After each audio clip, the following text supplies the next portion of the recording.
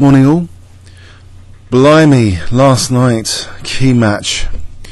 If you look at this Herts league table division report so far, Barnet as the Beefins, we're just narrowly in the lead.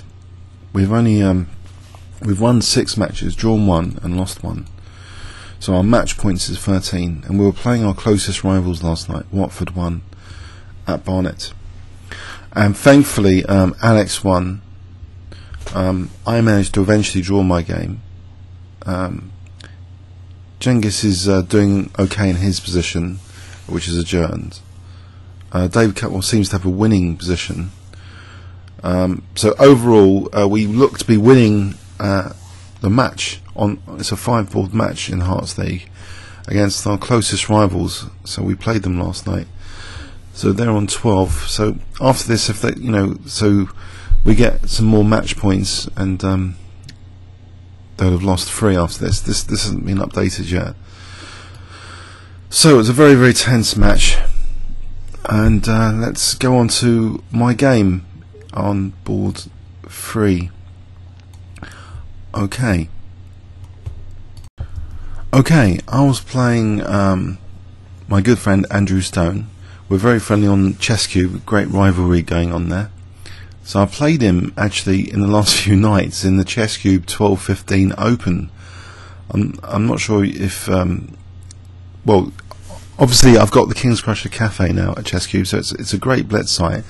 But in particular, I really enjoy the 12-15 Open, the Cube Open. It's 128 players, usually fills up totally to the 428. And I've played Andrew 3 times in the last 5 nights on Bullet, and we've been talking about this upcoming match, hyping it up even more. I mean, it was already important for the league. I don't think Barnet's ever won the Herts League. That's why I'm very, very keen. I was very, very keen to do well. But because I was knocked back from the previous byway loss, which was my first loss in this league, my confidence was knocked a bit, and I was even thinking, should I ask to get myself subbed out? But no, I'm glad I played. I wanted to try and play, with energy, with a bit more joy than usual, even though it was a serious event. To try and play Gambit or whatever, because I had some thoughts on thinking ergonomics actually. Because some of you have said I play more creatively or more aggressively in blitz than I have in the long games, and I think that's true this season. But actually, last season I was playing all sorts of gambits, and in particular against Andrew, for example, I beat him last season in this Alekhine gambit against the French, and I beat Paul Byway last season in a wing gambit against the Sicilian. But it wasn't just the initial gambits; it was this emphasis on positional sacrifices, a much greater emphasis than so far this season. So and I started thinking about that, and about these thoughts about the other recent experimental ideas about trying not to miss any details of position, put an emphasis on the concrete nature of the game. But I think the problem with that is it's exhausting. If you try and look at all the finesses of every game, even your online games, you end up getting really exhausted. And I've noticed recently that in the Bullet, if I'm going to play endless Bullet, it's a terrible addiction to carry around to play all this endless Bullet. Then at least make it not as exhausting. So I've discovered actually that my results are just the same. Not looking at details of the position, or not looking at any details of the position, just trying to play intuitively, more abstractly, because it's actually less exhausting. And this exhaustion aspect, I think I've touched on that when talking about Kotov's candidate move theory. I thought, who would do that? You'll be completely exhausted during the game. But there's another angle on it, not just the exhaustion angle.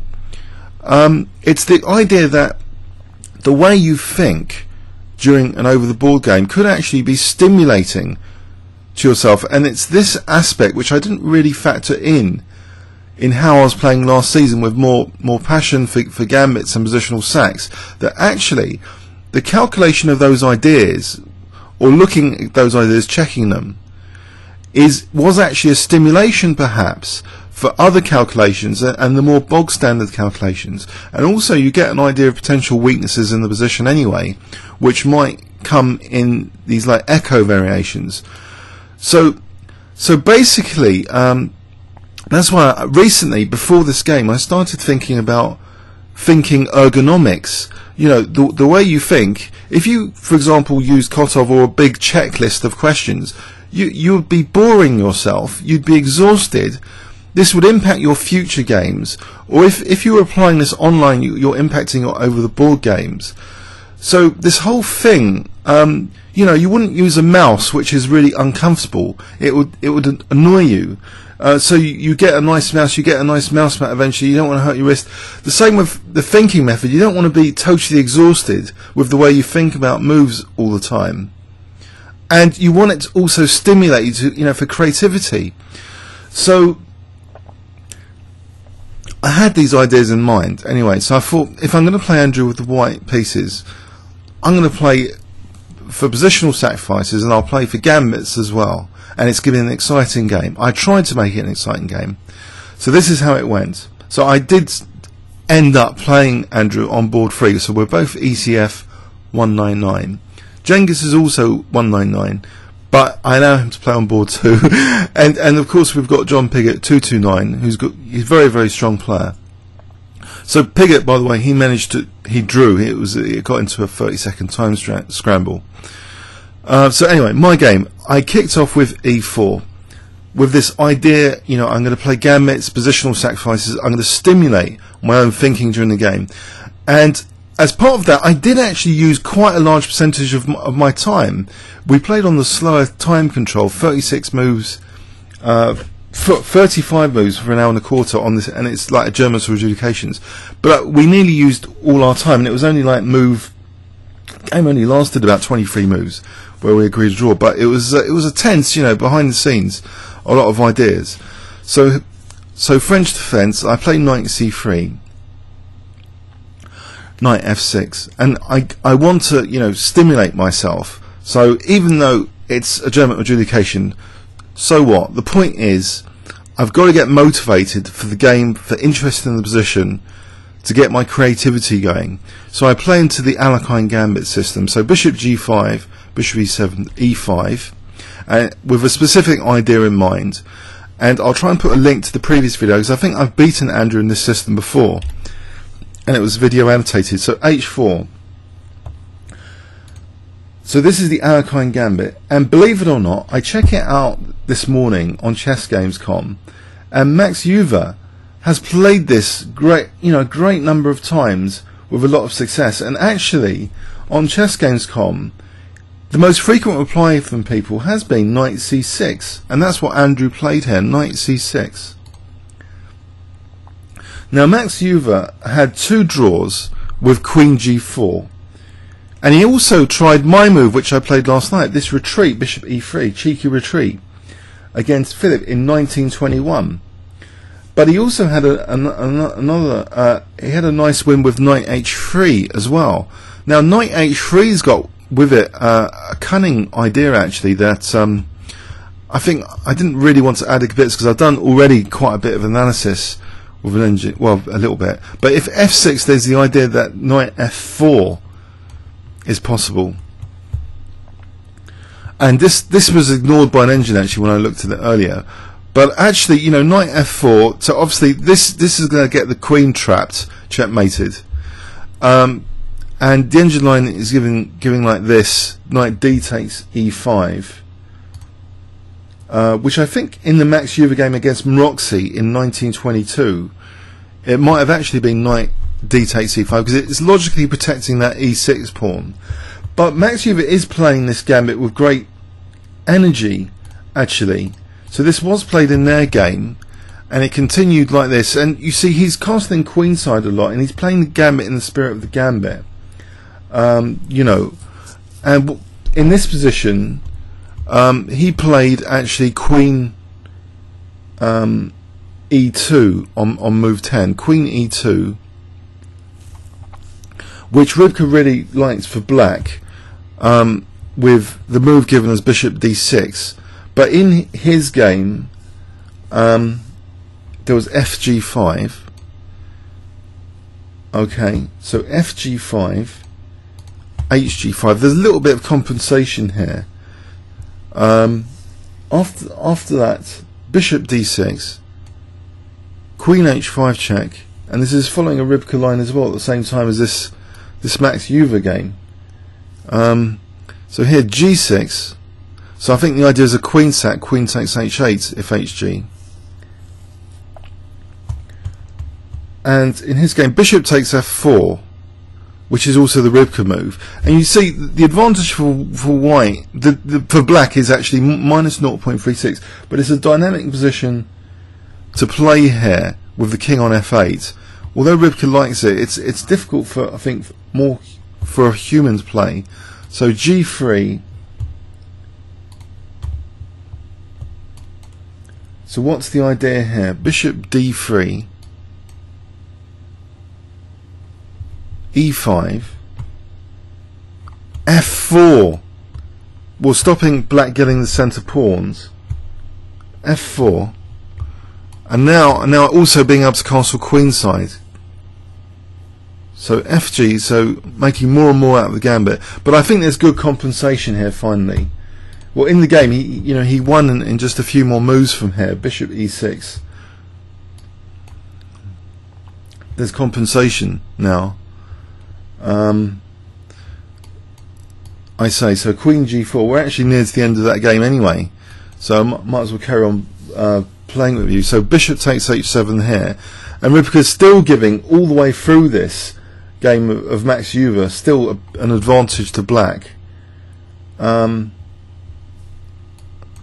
queen d6, bigger advantage to black. So really, it's the system here is just getting practical like threats. So apparently rook takes h1 was the strongest move with the idea of queen f2. So this blew a lot of black's advantage, this rook h2, apparently. And now this queen f2 was a total complete howler of a blunder, allowing queen takes h2. So that's the interesting game. But there was probably a lot of pressure. Black was probably thinking a lot during that game, etc.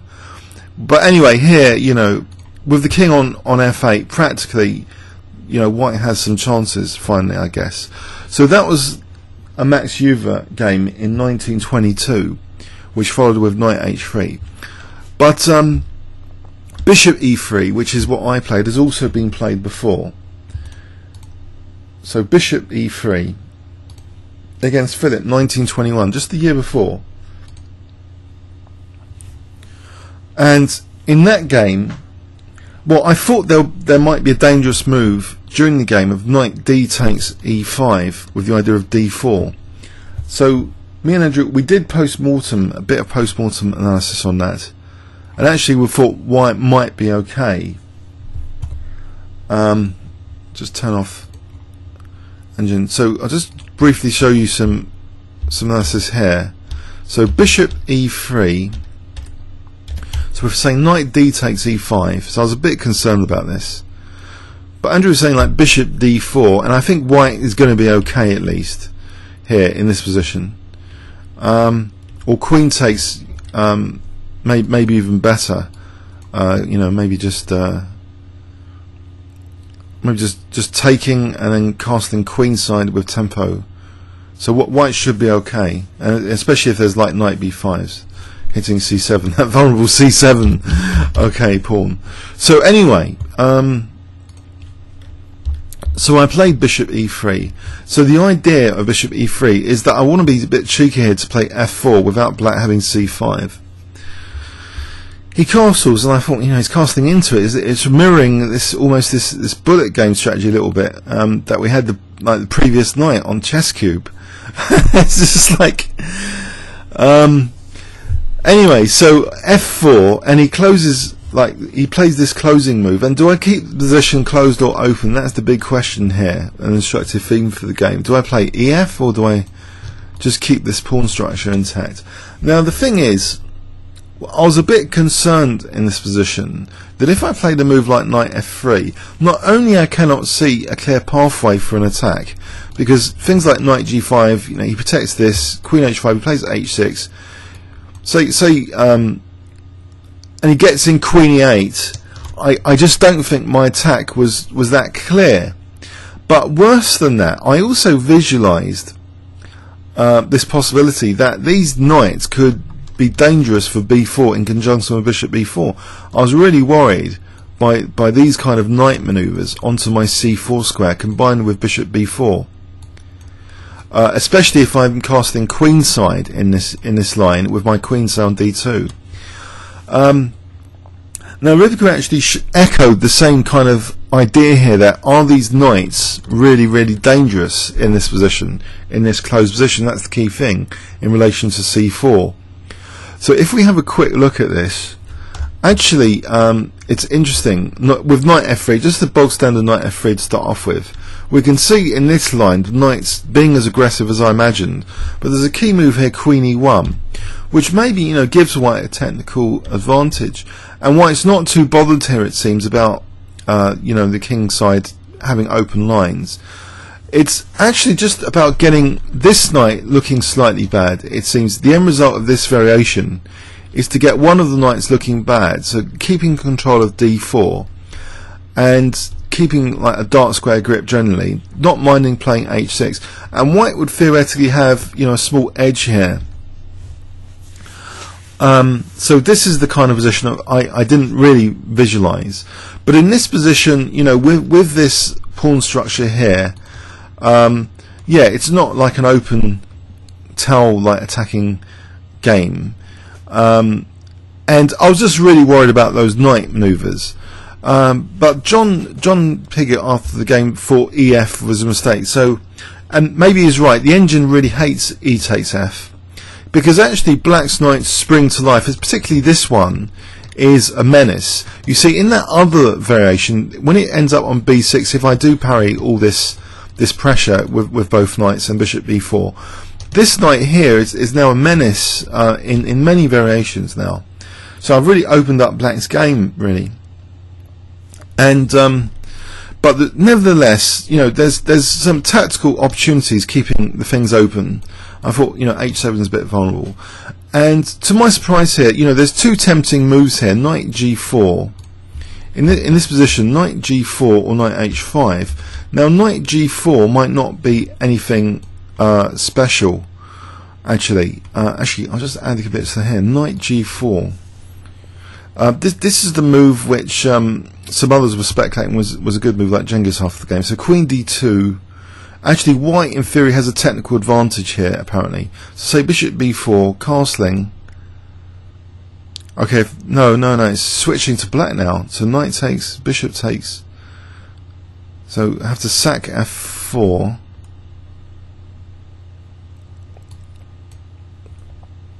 Once I sack f4, bishop b5 are apparently in equal position. There's a clamp on e5 though now, isn't there? So so that's probably okay, this position.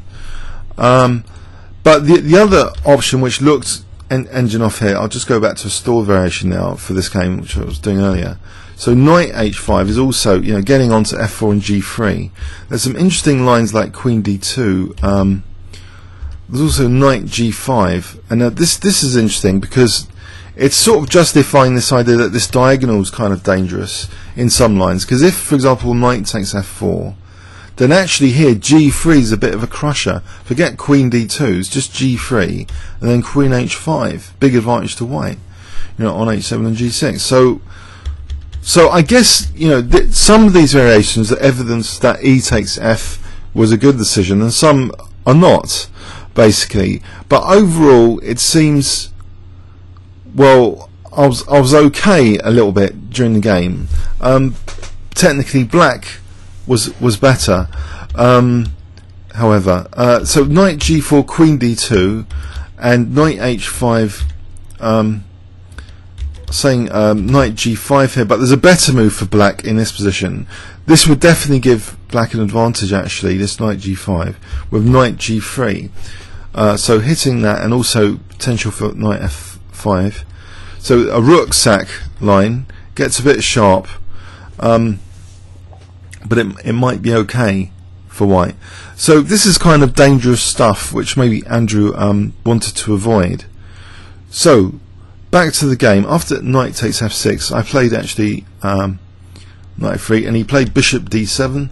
and I thought I don't really want this bishop, you know, coming out like this or to g6. I want to tie it down, so I tie it down with knight g5. With also obviously ideas of h7 and even sacking the knight to rip open the h file. That'd be interesting.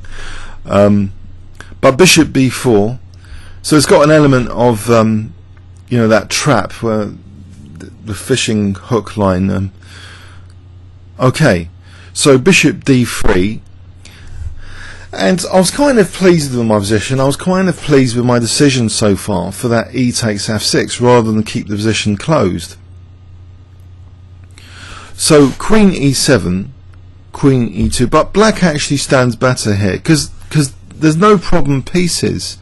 At least in the closed variation, this knight would have been a bit trapped on b6, but here all of black's pieces are kind of good and useful. And if I'm not careful, you know, there's rerouting to e4 here, which is a vulnerable square, made vulnerable by these two guys not really helping the e4 cause, although they're binding black on e5. But black's got a potentially liberating break c5, so overall black stands a little bit better. And probably this isn't a good move, a3. Maybe better is because queen d2, keeping the pawn structure intact. And c5 is not a problem here. I could just take, and here just castle queenside, allow that knight to be gobbled, which is not going to be. And here bishop g1, and I should be okay. But no, I played a3, which I think is not too hot, so I get a bit of structural damage. Now knight f7, he didn't expect knight f7, but actually Rivka really likes knight f7. It's the strongest move technically, because otherwise black really, I think, is knight d6 to e4 is going to be potentially kind of painful to deal with. Not only that, this knight's not really, I don't want it fixed in stone there, just staring at h7 for the rest of the game. So I trade it off to try and also emphasize that I've got a bind on e5. So h5, and I'm okay here, and maybe this move isn't the greatest, knight e4. It's got a nice positional idea to rob me of my bishop pair, to go for, you know, the opposite coloured bishops. But actually I think I'm perfectly okay here now. So h6 gets a bit of dark square pressure, and now my next move deprives him of queen f5. But we've only got about 15 minutes each now to reach move 35. So I have to move a bit quickly, and I see an idea here, a very crude, very crude idea, that, you know, I can get my queen onto e5 to ig7, then potentially d5 and bishop d4 on that diagonal. So that's the idea, queen c4, and also I'm trying to discourage any rook entry like this. So bishop c6. So I was getting pleased with my position again. I think I'd offer the draw actually after knight takes f7 on move 16, and soon Andrew is going to offer draw. I'm slightly better here technically according to Rivka, only slightly, and after rook f7 he's guarding obviously g7, so he can play like a queen move next. If queen e5 he can play queen d6, and he offers a draw, and I check, you know, the other boards, and I think we're doing okay. So for the team's sake, you know, I'm pleased I haven't been wiped off the board, because as I say, my confidence was knocked from the previous game a little bit. But on the other hand, I felt that if I could get into the game, you know, through just thinking about dynamism, you know, positional sacrifices, creative ideas, it would stimulate me to work hard. And I felt I did work kind of hard at the board last night, seeing you know, quite a bit of stuff, some of which I've highlighted so far. But you know, I was pleased to accept the draw here because of the other games. They seem to be going well, and it turns out I think we're going to win the match now, because Alex won on night. John, by the way, he drew on board one, so we're a point ahead, and one of the adjourned positions looks very winning, very clear-cut winning. So I'm pleased that I really think we can win this match against our closest rivals in the Herts League. So yeah, I accepted the draw here after rook f7 draw offer. I'm only slightly theoretically better apparently, by about 0.2. So if I play queen e5, that's a recommendable move. So say queen d6 here. Now here I don't play d5 or anything. I don't do anything rash. I just play like rook f1. That protects f4 a bit more. Say queen takes, d takes, rook d7. I might actually end up being a little bit better here. King e2, rook ad1. Let's trade off rooks. Play rook d1 again. Now let's endgame. Opposite colour bishops. c5. Rivka gives a 0.37 for white here on brief analysis. So what's the plan? Have I actually got a spatial advantage or something here? I can target that a5 pawn. Get the king in. Couldn't black save his e4 pawn here to play bishop c6? Why is that given up? Oh, bishop a5. c4. So this could end up being difficult. I don't know. It looks equal because of opposite coloured bishops. You wouldn't have thought there's a big deal about this position. I think Rivka's like misassessing it. I mean, it's no big deal. It's just an opposite coloured bishop ending. So I think a draw was actually a fair result, technically, from a theoretical point of view, in the final position. Yeah, okay, but so the interesting thing about this game, in terms of the opening though, is that Max Euwe seems to be a major exponent of what was called the Alekhine, Chatard attack system. So this system with h4 here, it's worth checking out some Max Euwe games after knight c6. So this knight h3 idea is kind of interesting, and actually that's one, generally I think a few games for white, 3 games for white, or more, but that's just the chess games com database. So it's designed against f6 to be able to play knight f4, threatening to checkmate the queen. So it's all interesting stuff from an opening point of view as well. This kind of gambit, to check it out after. So bishop e3. So yeah, the biggest controversial decision here: do I keep it closed, or do I open it up? I think overall, if I had seen this stuff with, you know, queen d2, queen e1 later, and that this bishop b4 wasn't a problem, then white maintains a small edge without the knights being so dangerous. But it didn't seem to be in the spirit of what I wanted, which was open lines against the opponent's king. So I don't know, from a practical level, this offered some practical opportunities, but they didn't seem to carry too much weight, because that knight on g5 during this game was kind of a stranded piece there, just watching, just waiting to be exchanged off, really.